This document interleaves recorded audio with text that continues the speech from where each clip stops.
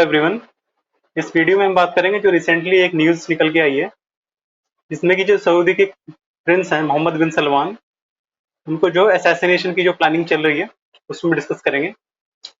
Recently एक article है, इसने बताया है जो सऊदी के क्राउन प्रिंस हैं has expressed fear of being assassinated if he proceed with the normalisation agreement with Israel.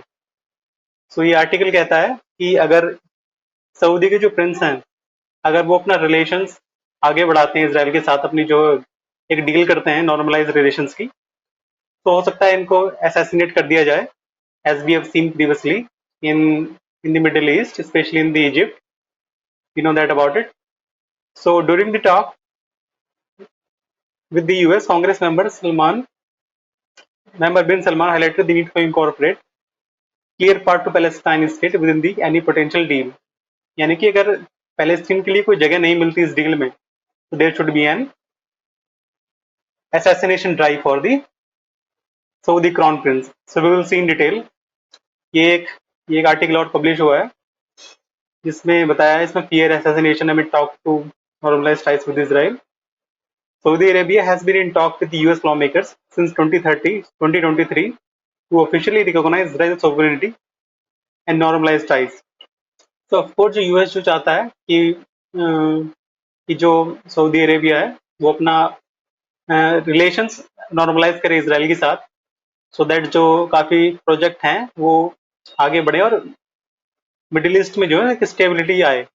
ये यूएस की पॉलिसी रही है।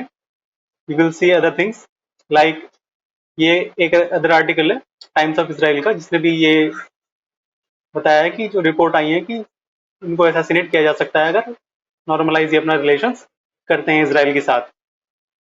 अब कुछ हिस्टोरिकल फैक्ट्स की बात अगर हम करें, तो आपको पता होगा जो इजिप्ट के जो प्रेसिडेंट है, फॉर्मर प्रेसिडेंट अनवर सादात, उनको जो असैसिनेट कर दिया गया था इस्लामिस्ट मिलिटेंट्स ने 1991 में, जब उन्होंने जो है, आपको याद हो, तो लैंडमार्क पीस डील जो साइन करी थी इसराइल के साथ, जब वो अपने रिलेशन जो उन्होंने नॉर्मलाइज किए थे, तो तब उनको असैसिनेट कर दिया था उसके बाद।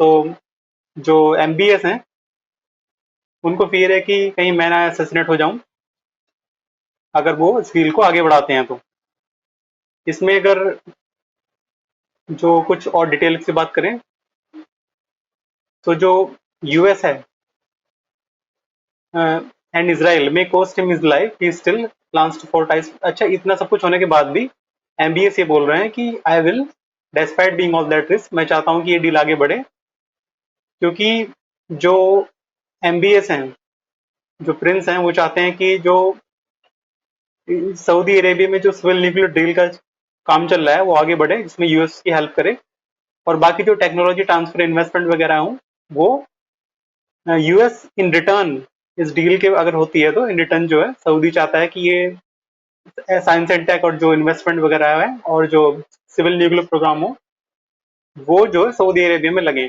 ये इनका प्लानिंग है। और जो एक इम्पॉर्टेंट चीज़ और ये है कि US जो है इसराइल इस पे सऊदी अरेबिया पे जो प्रेशर बनाना चाहता है कि अपने जो रिलेशंस हैं जो चाइना के साथ, उसको थोड़ा नॉर्मलाइज करें, आई मीन दी थोड़ा उसको लिमिट करें and try to increase your relations with Israel. ये उनकी एक मांग रही है। बाकी जो पाथवे फॉर पैलेस्टाइन के जो पाथवे है जिसको सऊदी चाहता है कि वो स्टैब्लिश हो, तो उसमें काफ़ी कॉम्प्लेक्स इशू हो सकते हैं। जो अगर हम बात करें, जो पर्सनल रिस्क की बात इन्होंने करी है कि appears intent to striking the mega deal with the US and Israel, giving it's crucial to his country